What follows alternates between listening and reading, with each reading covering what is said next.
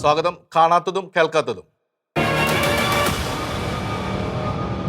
താൻ ആരുവ എന്ന മട്ടിൽ നിന്ന നിൽപ്പിൽ മലക്കം മറിഞ്ഞ് ഇവിടുത്തെ ഒരുപാട് യൂട്യൂബർമാർ അമേരിക്കൻ പ്രസിഡന്റ് ഡൊണാൾഡ് ട്രംപിനെ ശകാരിക്കുന്നു, വെല്ലുവിളിക്കുന്നു. കാസ്കേഡ് ഇഫക്റ്റ് പോലെ. അദ്ദേഹം അത് അറിയുന്നില്ലെങ്കിലും അവർക്കിപ്പോൾ ഇഷ്ടമില്ലാത്ത ട്രംപ് തൊട്ടതെല്ലാം കുറ്റം. ഇപ്പോൾ തന്നെ ട്രംപിനെ ഇംപീച്ച് ചെയ്യുമെന്ന മട്ട് അക്കൂട്ടർ പ്രതീക്ഷിച്ച പടി എന്തൊക്കെയോ നടക്കുന്നില്ല. ഇസ്രയേലിന്റെ കാര്യത്തിലും ഇന്ത്യയുടെ കാര്യത്തിലും ആ പ്രതീക്ഷയ്ക്ക് ലോക രാഷ്ട്രീയ വിജ്ഞാനവുമായി ബന്ധമൊന്നുമില്ല. ട്രംപ് ഇന്ത്യയുടെ ഭരണത്തലവനല്ലെന്നും ട്രംപിനെ തെരഞ്ഞെടുത്തത് അമേരിക്കൻ ജനതയാണെന്നും ഇക്കൂട്ടർ മറന്നുപോയെന്ന് തോന്നുന്നു. ഇഷ്ടത്തിന് ചേർക്കുകയും പിരിക്കുകയും ചെയ്യുന്ന പൈങ്കിളി ബന്ധങ്ങൾ പോലെയാണ് നയതന്ത്ര ബന്ധങ്ങളെന്ന് ധരിച്ച മട്ടിലാണ് അവരുടെ ട്രംപ് വിചാരണയും ട്രംപിനെ ഇന്ത്യ അധിക്ഷേപിക്കാത്തതിലുള്ള പഴിക്കലും. കേട്ടതിനും കേൾക്കാത്തതിനും പേവാക്കിനുമൊക്കെ വെടിവട്ടം കൂടി മറുപടി പറയുന്നവരെ പോലെ ഇന്ത്യയുടെ ഭരണാധികാരികളും പ്രതികരിക്കണമെന്നാകാം അവരുടെ സങ്കല്പം.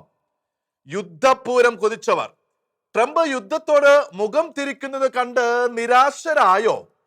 ഗാസയിലെയും യുക്രൈനിലെയും മാത്രമല്ല, ഇറാനിലേക്ക് കയറ്റുമതി ചെയ്യാൻ ഇസ്രയേൽ ഉദ്ദേശിക്കുന്ന യുദ്ധമടക്കം ഒരു യുദ്ധവും തനിക്ക് തൽപര വിഷയമല്ല എന്ന മട്ടിലാണ് ട്രംപ് പെരുമാറുന്നത്.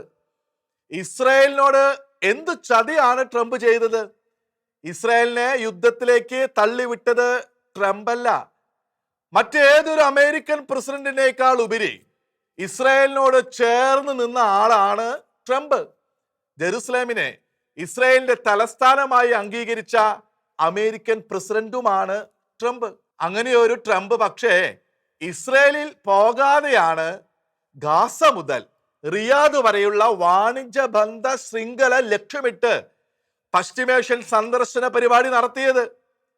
പഴയ നൂറ്റാണ്ടുകളിൽ രാജാക്കന്മാർ യുദ്ധത്തിന് പോകാനുള്ള ക്യാമ്പയിൻ കാലം പോലെ ട്രംപ് ഇത് പശ്ചിമേഷ്യൻ വാണിജ്യ ക്യാമ്പയിൻ കാലമാക്കി എന്ന് പറയാം.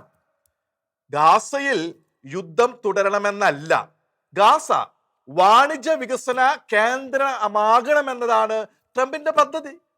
അതിനെ വഴിക്കുന്നവർ ഹമാസ് എന്തിനെ അമേരിക്കയിൽ തന്നെ ആക്രമണം നടത്തി എന്ന് ആലോചിക്കുക. ഇസ്രായേലിനോടുള്ള വിദ്വേഷം എന്ന് വിശാലമായി പറയാം. എന്നാൽ അത് മാത്രമാണ് സത്യമെങ്കിൽ അവർക്കത് നേരത്തെ ചെയ്യാമായിരുന്നു. കാരണം 1993 ഇസ്രയേലും പാലസ്തീനും ഒപ്പുവെച്ച ഓസ്ലോ ഉടമ്പടിയെ എതിർത്താണ് ഹമാസ് പ്രസക്തി ഉണ്ടാക്കിയത്. ദ്വിരാഷ്ട്ര സങ്കല്പവും പരസ്പര അംഗീകാരവും എന്നല്ല, ഇസ്രയേലിനെ തരിമണ്ണെങ്കിലും നൽകുന്ന നീക്കം പോലും അവർ അംഗീകരിക്കുന്നില്ല, അന്നും ഇപ്പോഴും.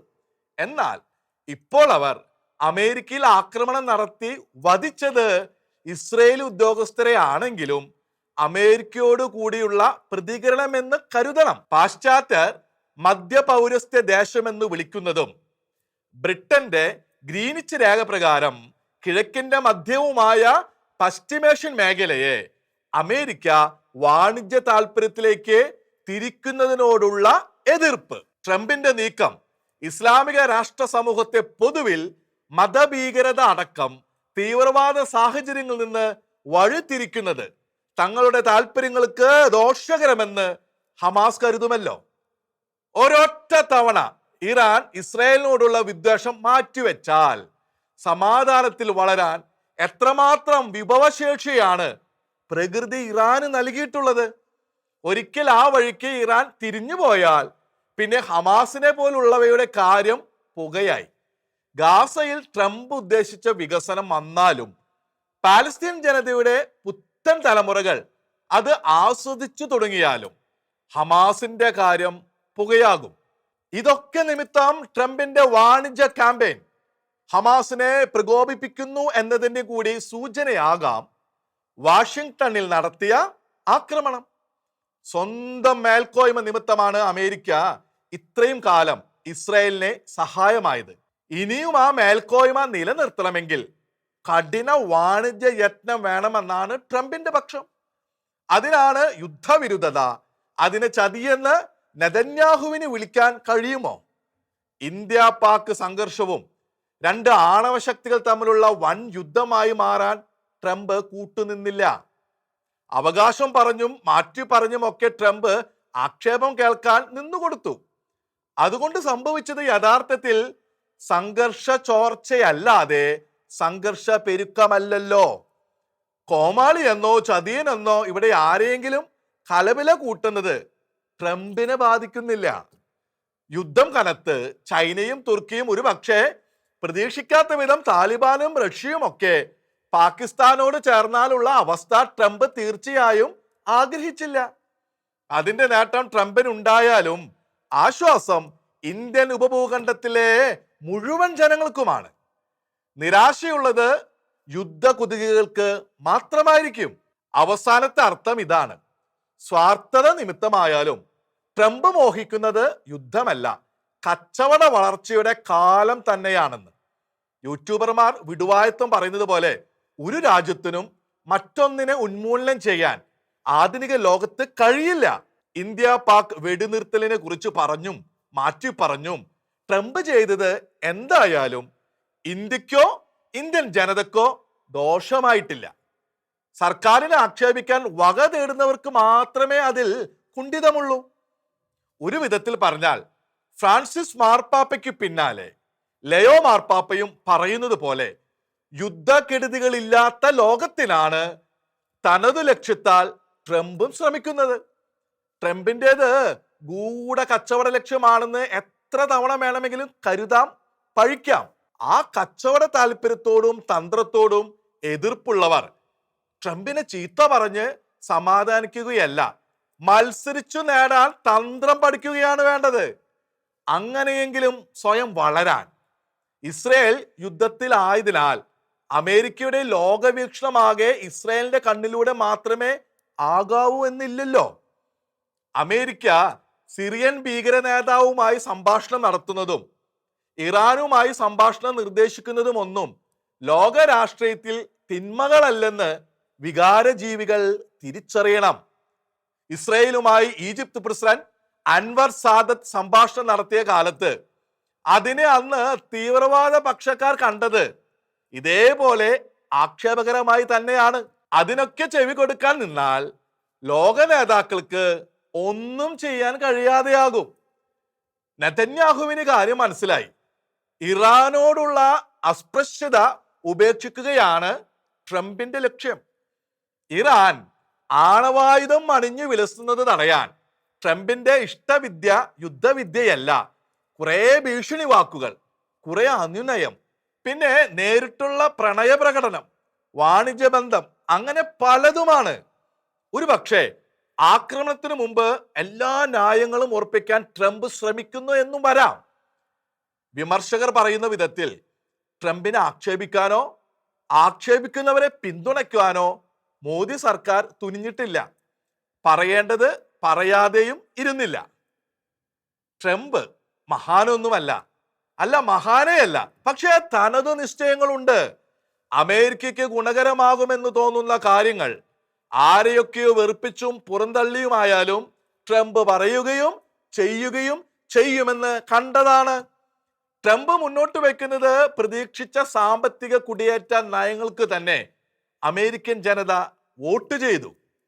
അമേരിക്കയ്ക്ക് പ്രത്യക്ഷമോ പരോക്ഷമോ ആയ സൈനിക സാമ്പത്തിക ബാധ്യത ഉണ്ടാക്കുന്ന ഏത് യുദ്ധവും ഇല്ലാതാക്കണമെന്ന ട്രംപിന്റെ ചിന്ത ലോകം കേട്ടതാണ്. അമേരിക്കയിലെ തന്നെ ചില വിമർശകർ പറഞ്ഞതുപോലെ സമാധാനത്തിനുള്ള നോബൽ സമ്മാനം കൈക്കലാക്കണമെന്ന മോഹം ട്രംപിനുണ്ടോ എന്ന് നമുക്കറിയില്ല. ഉണ്ടാകാം. അതേസമയം ട്രംപിന് കുടുംബ ബിസിനസ് സാമ്രാജ്യത്തിന്റെ വളർച്ച കൂടി സദാ ലക്ഷ്യമാണ്. ഗാസയെ പശ്ചിമേഷ്യൻ റിവിയേറ ആക്കുമെന്ന് ട്രംപ് പറഞ്ഞപ്പോൾ അത് പ്രകടമായിരുന്നു. അതറിയാതെ ട്രംപിന്റെ വാണിജ്യപ്രിയം രാഷ്ട്രതന്ത്രജ്ഞന്റെ മഹത്തായ പ്രിയം എന്നു മാത്രം ധരിച്ചാലാണ് പിശകുക. പാകിസ്ഥാനുമായി യുദ്ധസംഘർഷമില്ലാത്ത അവസരത്തിൽ ട്രംപിന്റെ വാക്കും തിരുത്തലും നയമാറ്റവും ഇന്നാട്ടിൽ ഇത്രമാത്രം വിമർശിക്കപ്പെടുമായിരുന്നില്ല. പാകിസ്ഥാനുമായി യുദ്ധസംഘർഷമില്ലാത്ത അവസരത്തിലെങ്കിൽ ട്രംപിന്റെ വാക്കും തിരുത്തലും നയമാറ്റവും ഈ നാട്ടിൽ ഇത്രമാത്രം വിമർശിക്കപ്പെടുമായിരുന്നില്ല. നാളെ ട്രംപ് മറ്റൊരു മുഖം കാട്ടിയാൽ മാത്രമേ യഥാർത്ഥത്തിൽ ആക്ഷേപിക്കാൻ വകയുള്ളൂ. അതുവരെ ട്രംപിനോട് മത്സരിക്കാനുള്ള വെല്ലുവിളിയാണ് ഏറ്റെടുക്കേണ്ടത്. അതാണ് കാര്യം. ഇവിടുത്തെ വിമർശകരുടെ ആവേശത്തിന് പിന്നിലും യുദ്ധകമ്പത്തിന്റെ പൊരിയേ കാണാനുള്ളൂ. അത് ദേശസ്നേഹപരമാണെന്ന് തെറ്റിദ്ധരിക്കുകയേ വേണ്ട. വിശ്വാസികൾ കരുതിയിരിക്കുക. സീറോ മലബാർ സഭയുടെ മീഡിയ കമ്മീഷൻ അടുത്ത നാളിൽ പുറത്തിറക്കിയ കുറിപ്പ് കേവലം ഒരു ഓർമ്മപ്പെടുത്തലല്ല. അത് സഭയിലും സഭയെക്കുറിച്ച് അരാജകത്വ ചിത്രം പരത്താനുള്ള ശ്രമത്തെക്കുറിച്ചുള്ള ഗൗരവമേറിയ മുന്നറിയിപ്പും ജാഗ്രതാ പാഠവുമാണ്. ആരാധനക്രമം സംബന്ധിച്ച് സഭയിലെ ഉന്നതാധികാര സമിതിയായ മെത്രാൻ സമിതി അഥവാ സിനഡ് എടുത്ത തീരുമാനം സംബന്ധിച്ചാണ് കുറിപ്പ്. കുറിപ്പിൽ നേരിട്ട് പറഞ്ഞ് ഓർമ്മിപ്പിച്ച കാര്യം ഇതാണ്: ആരാധനാക്രമം സംബന്ധിച്ച് സഭയിലെ ഉന്നതാധികാര സമിതിയായ മെത്രാൻ സമിതി എന്ന സിനഡ് എടുത്ത തീരുമാനം അന്തിമമാണ്. അത് തിരുത്താനോ തിരുത്തിക്കാനോ കഴിയില്ല. മെത്രാൻ സമിതി എടുത്ത തീരുമാനം അന്തിമവും തിരുത്തിക്കൽ ഇല്ലാത്തതുമെന്ന് നേരത്തെ തന്നെ വിശ്വാസികൾ ഗ്രഹിച്ചിട്ടുണ്ട്. പക്ഷേ ഏകീകൃത ദിവ്യബലി എന്ന തീരുമാനം അന്തിമമാണെന്ന ധാരണയും ബോധ്യവും അനുസരിക്കുന്ന വിശ്വാസികളിൽ നിന്ന് പോലും മായ്ച്ചു കളഞ്ഞ കാലയളവാണ് ഇതുവരെ കടന്നുപോയത്. അവരുടെ അറിവിനെ അനുഭവം തോൽപ്പിച്ചു കളഞ്ഞ കാലം. അതിന്റെ നിർഭാഗ്യകരമായ കാരണം അന്തിമമായ തീരുമാനത്തെ എത്രയും ധിക്കാരപരവും പരസ്യവുമായി എതിർത്ത് ബാക്കി എല്ലാവർക്കും ഇടർച്ചയ്ക്ക് കാരണമാം വിധം പ്രവർത്തിച്ചതിനെതിരെ മതിയായ നടപടി ഉണ്ടാകാതെ പോയി എന്നത്. നിരന്തരമായ ധിക്കാരത്തിനും ശിക്ഷണ നടപടിയില്ലാത്ത അവസ്ഥ. ഈ ധിക്കാരം ഇവിടുത്തെ ആദ്യ നേതൃത്വത്തിനെതിരെ മുതൽ ഫ്രാൻസിസ് പാപ്പയുടെ നിർദ്ദേശത്തിനെതിരെ വരെ നീണ്ടുപോയിട്ടും നടപടികൾ ഉണ്ടായില്ല. ദൈവപിതാവിന്റെ ദീർഘക്ഷമയുടെ വഴി സഭാ നേതൃത്വവും പിന്തുടരുന്നു എന്നതാണ് അതിന്റെ കാരണമെങ്കിൽ ആകട്ടെ. സത്യത്തിൽ അതേക്കുറിച്ചല്ല ഇവിടെ വിസ്തരിക്കാനുള്ളത്. സത്യം എത്ര വ്യക്തമായാലും ധിക്കാരത്തെ വസ്തുതയ്ക്കൊപ്പം പ്രാധാന്യമുള്ള കാര്യമായി അവതരിപ്പിക്കുന്ന മാധ്യമങ്ങളുടെ സഭാദ്രോഹത്തെക്കുറിച്ച് റവറൻ ഡോക്ടർ ടോം ഓലിക്കരോട്ടിന്റെ കുറിപ്പിൽ പറയുന്നത് പോലെ തെറ്റിദ്ധാരണ പരത്തുന്ന പ്രചാരണങ്ങളുടെ അപകടങ്ങളെ കുറിച്ച്. എന്താണ് തെറ്റിദ്ധരിപ്പിക്കൽ? തങ്ങളുടെ എതിർപ്പും സമ്മർദ്ദ പ്രയോഗവും ശക്തി പ്രയോഗവും വഴി ഏകീകൃത ദിവ്യബലി എന്ന തീരുമാനം മാത്രമല്ല, മെത്രാൻ സമിതിയുടെ ഏത് തീരുമാനവും തിരുത്തിക്കുവാൻ കഴിയും എന്നല്ലാതെ മറ്റെന്താണത്? തിരുത്തിക്കാൻ കഴിയുമെങ്കിൽ ധിക്കരിക്കാനും കഴിയും എന്നു തന്നെയാണ് അത് സാധാരണക്കാരിലേക്കും പൊതുസമൂഹത്തിലേക്കും പരത്തുന്ന ധാരണ. അതിന്റെ യഥാർത്ഥ അർത്ഥമാണ് സഭയിൽ അരാജകത്വം നിലനിൽക്കുന്നു, വാളെടുക്കുന്ന ആർക്കും വെളിച്ചപ്പാടാകാം എന്ന ദുഷ്ട സന്ദേശം. അഥവാ സഭയ്ക്കുള്ളിൽ തങ്ങൾക്ക് വെല്ലുവിളിക്കാൻ കഴിയാത്ത ഒരു നിയമ സംവിധാനവും കെട്ടുറപ്പും ഇല്ലെന്ന് ധിക്കാരപൂർവം സമൂഹത്തോടുള്ള വിളംബരം.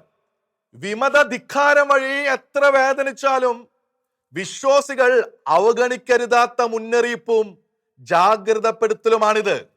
മറ്റൊരു കാര്യം കൂടി ഓർമ്മയിൽ കൊണ്ടുവരാൻ പത്രക്കുറിപ്പ് സഹായിക്കുന്നുണ്ട്. ഒരു പ്രമുഖ പത്രം അടുത്തിടെ 1-ാം പേജിൽ പരസ്യപ്പെടുത്തിയ കാര്യം വാർത്തയുടെ വിശ്വാസ്യതയ്ക്ക് അച്ചടി മാധ്യമങ്ങൾ അഥവാ പത്രങ്ങൾ തന്നെ വേണ്ടി വരുമെന്ന്.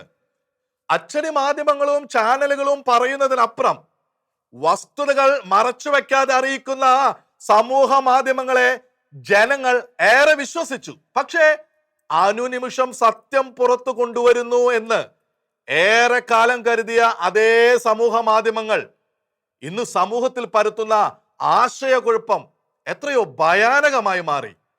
സത്യത്തോട് പ്രതിബദ്ധതയുള്ള യൂട്യൂബ് ചാനലുകളെ കണ്ടെത്തുവാൻ സാധാരണ പ്രേക്ഷകർക്ക് കഴിയില്ല. നിയമപരമായ ഉത്തരവാദിത്വത്തോടെ വസ്തുതകൾ അവതരിപ്പിക്കാൻ ബാധ്യസ്ഥമായ പത്രമാധ്യമങ്ങളുടെ അയലത്ത് പോലും സത്യസന്ധതയുടെ കാര്യത്തിൽ മിക്ക സമൂഹ മാധ്യമങ്ങളെയും യൂട്യൂബ് ചാനലുകളെയും നിർത്താൻ കഴിയുന്നില്ലെന്ന് വന്നിരിക്കുന്നു. പ്രേക്ഷകർക്ക് മനസ്സിലാകാൻ അതിൻ്റെ ഒന്നും ഉദാഹരണം നിരത്തേണ്ട ആവശ്യം തന്നെയില്ല. അത്രമാത്രം പരസ്പര വിരുദ്ധമായും വസ്തുത വിരുദ്ധമായും നിരുത്തരവാദപരമായുമുള്ള അവതരണങ്ങളാണ് സമൂഹ മാധ്യമങ്ങളിൽ കണ്ടുകൊണ്ടിരിക്കുന്നത്. ഇത്തരം അവതരണങ്ങൾ നിത്യവും കാണുന്നവർക്ക് സത്യം തിരിച്ചറിയാൻ പത്രങ്ങളെ തന്നെ ആശ്രയിക്കേണ്ടി വരുന്നു എന്നതാണ് അവസ്ഥ. അവയെ സംശയിക്കുമ്പോൾ പോലും മീഡിയ കമ്മീഷന്റെ വിമർശനം ചില പത്രവാർത്തകളെ കുറിച്ചാണെന്നത് മറക്കുന്നില്ല. പക്ഷേ ആ വഴിയിലേക്ക് ധൈര്യപൂർവം ഇത്തരം പത്രങ്ങൾ നീങ്ങാൻ മുഖ്യ കാരണം ഇന്നത്തെ സമൂഹ മാധ്യമ സംസ്കാരമാണെന്നതിൽ സംശയവുമില്ല. ദിനവട്ടത്തിന്റെ ഏതു നേരത്തും വിമർശകരെ വാഴ്ത്തിയും ധിക്കാരികളെ സാത്വികരാക്കിയും സമൂഹ മാധ്യമങ്ങൾ അവതരിപ്പിക്കുന്ന വാർത്തകളും പരിപാടികളും വിശ്വാസികളെ തെറ്റിദ്ധരിപ്പിച്ച് കുഴപ്പത്തിലാക്കാതിരിക്കാൻ അവരുടെ തന്നെ ജാഗ്രതയ്ക്ക് കഴിയും. ക്ഷുദ്രാവതരണങ്ങൾ എന്നും ഉണ്ടാകാം. അവയെ തള്ളാനുള്ള വിവേചന ബുദ്ധിയും ത്യാജഗ്രാഹ്യ വിവേചന ശേഷിയും ജ്ഞാനവും വ്യക്തികൾക്കുണ്ടാകണം. അത്രമാത്രം ദുഷിച്ചിരിക്കുന്നു പല സമൂഹ മാധ്യമങ്ങളും അവതാരങ്ങളും. കാണാത്തതും കേൾക്കാത്തതും അടുത്ത ആഴ്ച ഇതേ സമയം.